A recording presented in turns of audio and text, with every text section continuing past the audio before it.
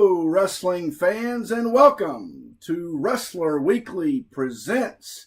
I'm your host, Scottie Richardson. Voice is a little scratchy. I am here in sunny Florida, filming this week. I got a special guest for you that is actually going to join me on set. So I am actually filming in my parents' home where I grew up, Jacksonville, Florida. That's right, Bobby. I am in your city, Jacksonville, Florida, here in my hometown on the west side, which is the best side.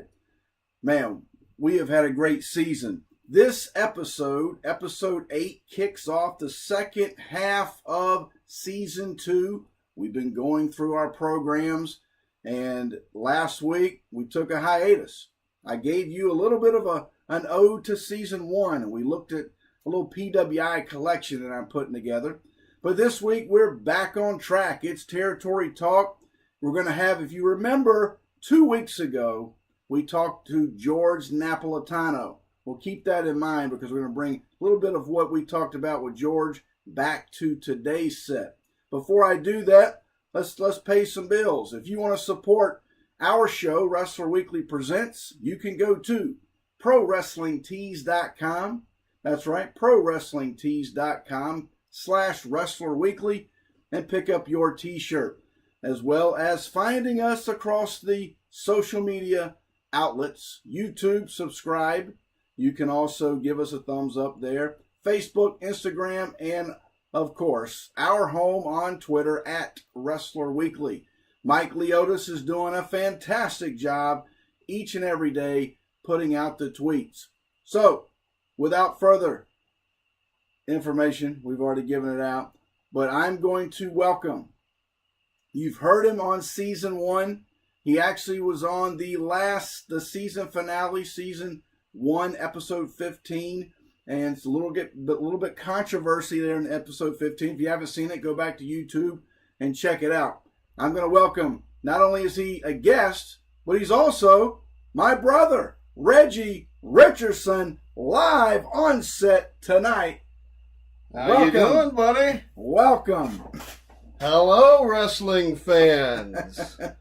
Welcome to Wrestler Weekly Present. And the show wouldn't be the show without a wrinkled Andre shirt. I mean, that's if Andre did a promo for Wrestler Weekly, it would sound something like this. Watch Wrestler Weekly. That's right. You know, what's great is Reggie found my old shirt, my old Horseman shirt, and a little snug, but it's okay. A little snug, but it's okay. It'll work. It'll work. All right, now remember, 2 weeks ago, I had George Napolitano here on the show via satellite phone call, and we went through the upper Northeast territory. We talked about his time running around the ring with his camera and taking the photographs for many, I think he said 9 magazines at one time that he did. But if you remember the Hot Mag is going to reappear here tonight on our episode 8. And so we're going to go through that. But I'm here in Jacksonville, Florida, on location, and this man beside me has an extensive collection. We've put some of that stuff out on Wrestler Weekly across our social media outlets. So in this episode, Reggie, you've got a special, and can we tell the fans that we're actually going to film a couple episodes? Yeah, we're going to do 2 or 3. We're going to see what budget we have, but our time really is the issue. But we're going to do a couple, maybe 3 episodes, and this episode's going to be interesting because we're going to do what's called cross-pollination. We're going to bring some art into the wrestling world. The magazine cover is what attracted us.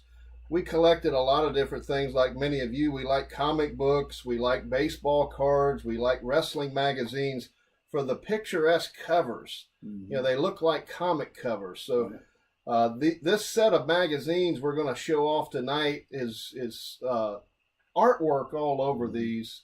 And also we have a surprise at the end that we're going to reveal that someone very important, very special, someone we should have in our thoughts and prayers right now. Absolutely. But we have a big surprise at the end for all of you guys.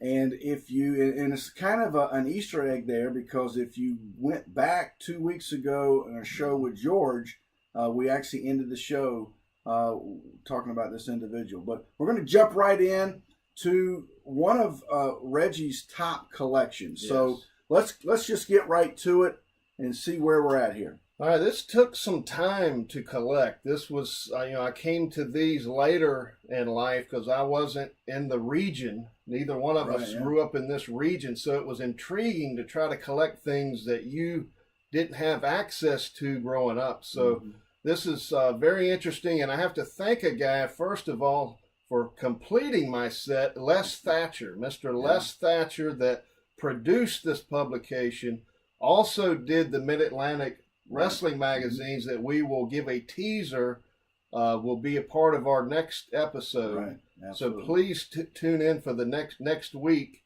to catch the Mid-Atlantic Wrestling mag. We're going to have a lot of part of the collection in there, but this here tonight, I want to thank Les Thatcher for getting me this mag, and I want to thank the guys that signed the cover of this. This is Wrestling Action Magazine number 5. And you can see we have Hulk Hogan. I've yet to get on there because when I saw him, I did not have the mag at the time. Ivan Putski, that he doesn't really do many shows. And then we have Bob Backlund, the great Tony Atlas, Mr. USA, who's one of the nicest guys you'll ever meet. Tito Santana, another great guy. And one of my top 3, maybe top 2 wrestlers of all time, Mr. Ken Patera, was a star everywhere he went. Absolutely. And maybe you can add to his star. Scottie wrote a great article about Ken Patera, and he can tell you where to find that. Right, 720wrestling.com. And you know what's great about Ken Patera was our mom was a diehard Ken Patera fan. Absolutely. And so on Saturday mornings, we had the family, we had the bacon, we had the wrestling. My dad was Blackjack Mulligan. Yes. We were Ricky Steamboat, Ric Flair, but my mom was Ken Patera, make no mistake about it. And that may be why my dad tried to dye his hair and lost every bit of it. I don't know. But I got that gene. And the back of that, just so that would be a future world title match. Yes. Iron Sheik and Bob Backlund. So a little prelude to a title change there. Yep. So we have... and that was volume 1. Volume 1. Number 5. So we're counting backwards. You'll get the gist here. This is another classic. Number 4 in this line. This is a cut like Mr. What's his name? Napolitano? Right. Napolitano. Napolitano, excuse me. Talked about these. These are from cover to cover color. Right. For that time, on photo paper was just unheard of. It was always black and white and a brittle paper. Right. So these are extra special.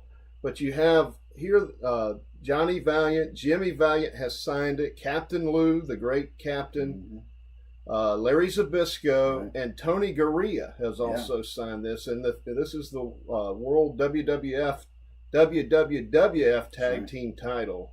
So a very special issue. Jimmy Valiant, another guy that's just a wonderful guy. We were both able to meet him, and great guy. Just a wonderful guy. He has a school, I believe it's in North Carolina? Virginia, yeah. On the back, this is another teaser. Andre, we have a little Andre thing going.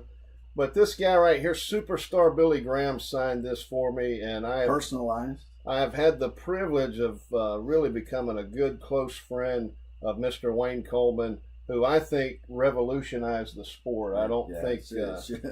I mean, when you look at just, George said he was the 70s, and he was. But, I mean, you can just take that string and go through the 80s and 90s and into today. The guys he influenced, being the bodybuilder style of body, the cosmetic look, we would not have any of that today if it was not for Superstar Graham. All right, this is number 3 of Volume 1, the great Bob Backlund with the World Heavyweight title at the time for the WWF at this juncture. Right. and just a great guy. Another guy we met at the was it WrestleCon? WrestleCon down in Orlando. Orlando at Mania last year, and it was just a wonderful opportunity. Which was a surprise. You know, we walked in and there he was. He was not on any billing to be there. Luckily, we had a few things for him to sign. And he also went out of his way to do some nice things for my dad that's a veteran. So this is a real patriot. You don't see very many guys like this that are class acts, but I can say he's a very class act. On the back, we have another superstar Graham with Mil Mascaras.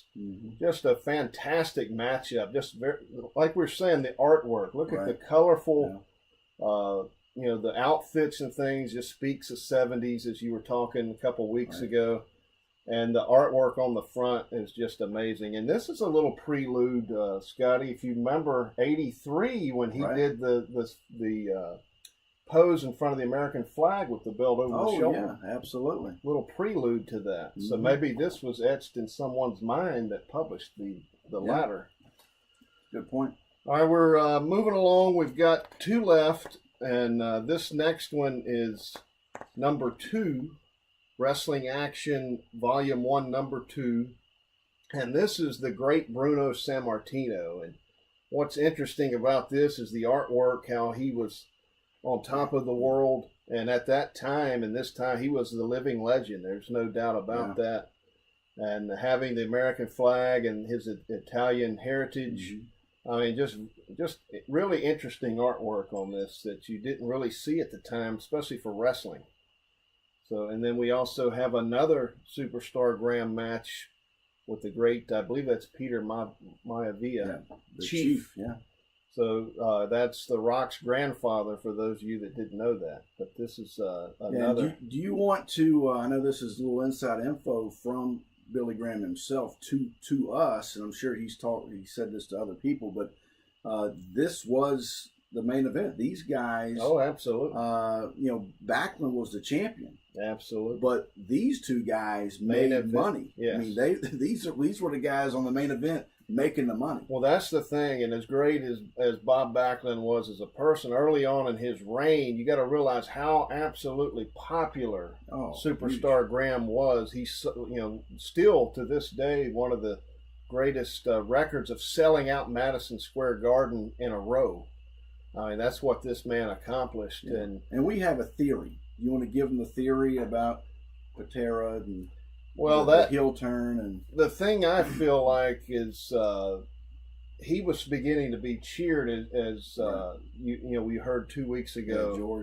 George was talking about, and I believe it could have been the most epic matchup in history, as they had a heel come in that very same year by the name of Ken Patera, and it would have done major money to make this guy a babyface to go against a heel, one of the best heels of all time, in Ken Patera. You know, it gets lost with Ken Patera, the problem he had and went to prison, but people forget what an absolute icon and a great actor and heel and just the real strength. Yeah, I mean, this is strongest man. He was on bronze medalist. Was it ABC TV with finished third, 1976 World's Strongest Man. Yeah, so you've got two guys that, you know, one in the bodybuilding world, and then another one in the Olympic weightlifting. Just the feats of strength you could have done, arm wrestling. They were both great on the mic. I mean, fantastic on the mic, and the look. A marquee with that for the world title would have been big business. But the point that Scottie was alluding to is that the Billy Graham was kept around even after he lost the title to main event, because he was the one drawing money. I mean, that's just a fact. Right. You know, you can't negate a fact. This is the Hot Mag. Yeah, so Hot Mag time. And we have, for the first time in Wrestler Weekly Presents history, we have a duplicate. Now, the Hot Mag 2 weeks ago was my mag, was my issue of, you want to show? Right. This is Reggie's copy. Now, what makes this so interesting is, like we were saying, not only is this an issue number 1, which is in comic world or any world, getting the first issue is important. Right. But look at the artwork on this thing. Yeah. I mean, the fact that you have Superstar Graham made of granite, standing on top of the mountain with the belt, something we always like, Yeah. and an art drawing with everyone trying to climb this. This, to me, speaks of his iconic status in the history. To me, this could be published yesterday. Yeah, King of the Hill, King of the Mountain. Could still be King of the Hill. And you could say I'm a little bit biased, but I don't think history will prove me wrong on this one. No. And my copy, remember, was signed by Bruno, and Reggie's copy is signed by Billy. And the back, you have another Bruno match. And what is a little bit interesting here, even though we showed the poster, this one does have the signature on it. That's right.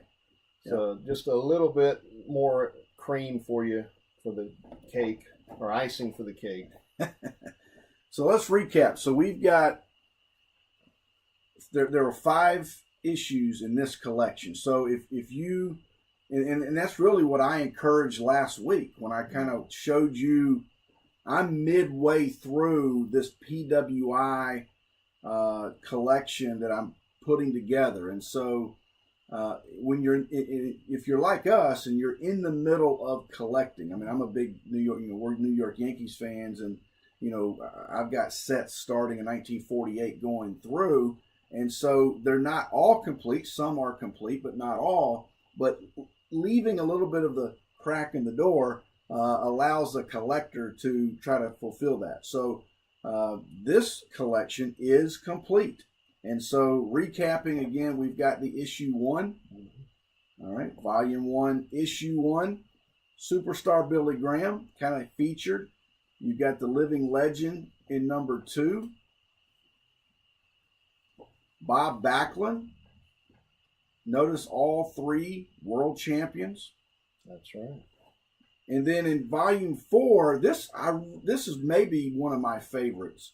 This is the tag team, spotlighting the tag team with Captain Lou, who, as you know, famous for managing world tag champions. And so, and then I love the tag belt there. Now that tag belt and also the world title, those were the Malkovich titles, which we're going to that's a teaser for some bonus stuff we're going to do in a week or so. And then to cap it, and George did all these, as he said a couple weeks ago, and just unbelievable. This one just features, but here's what's interesting. The top of the star is Bob Backlund, but at the bottom is the newly blonde-haired bombshell here of Ken Patera, and as I put in my article, 1980. Such a great year for Ken Patera, and really should have had a run. There's with that title. No doubt about it. I mean, he was a champion in every territory he went in. He was the top guy, made a lot of money in every place he was, and just a big draw. Yeah. I mean, there's just no doubt about it. So we've got a few minutes before we wrap up, and just to kind of open up a little bit, we're here in Jacksonville, Florida, our hometown. And when you look at how we grew up, late 70s, Mid-Atlantic, and then we moved to Florida in 1981. And with that, to be able to meet, looking back, I mean, we only saw these people. We didn't have cable.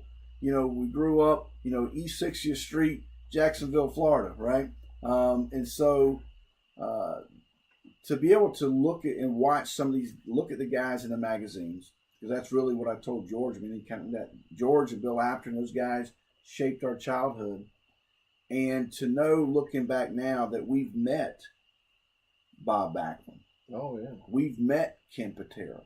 We've been able to meet Jimmy Valiant and, Bruno, and to meet those guys. But one in particular, Superstar Billy Graham, to have that relationship from family to family. And so we're going to end the show with something that I guarantee you that you as a fan have never seen before. This is a one-of-a-kind item. One-of-a-kind item, and it's not in my collection. It's not in Reggie's collection. It's not in Mike Leotis's collection, okay? This is actually a piece of wrestling iconic memorabilia owned by our mother. The connection with Billy Graham was twofold. I think we should set that up if we have time. The connection, first of all, was I'm a chaplain, and Billy Graham, Wayne Coleman, is a very religious guy. Right. So we connected on that level first. And then the second thing is he is an artist, and I have an art degree and do a lot of charcoal art. So we connected and bonded really over the artwork and stuff like that. So the piece that I have here is actually done by superstar Billy Graham, Mr. Wayne Coleman. And he did this for my mother, who's also loves art. And this is hand done. This is done in oils, and he painstakingly took time. He said he did it twice and didn't like it, and it took him 3 times to get it the way he wanted. But I encourage you to Google Wayne Coleman or Superstar Billy Graham's artwork. It is fantastic. He is really phenomenal. A lot of the Indian art he does is phenomenal. No doubt. And just something that we thought would be a little different to add to it. That'd be a special thing to show you guys, and maybe give you a little behind the curtain, behind the scenes of these guys. And we also want to remember this: if you can, keep him in your thoughts and prayers. He's getting a hip replacement, and he's got a GoFundMe page, and we can put a link to that on Twitter and also in the YouTube section below. So if you want to click on that, $5, anything helps. We're not here doing it. He doesn't know we're doing this. No, he would be very upset if he knew I was saying. But I'm just saying that off the cuff. If you can help the guy, it would be great, because he's given us so much, and still the influence will last outlive all of us. No doubt about it. So one-of-a-kind art piece. Hope you have enjoyed this episode. I want to thank my special guest, my brother Reggie, in joining us this week on Wrestler Weekly Presents. Don't forget, next week you may see the tag team again. We're going to try to shoot another episode here while we're here in Florida. And again, thank you for subscribing. Thank you for following us. And before I lose my voice, until next week, fans, so long.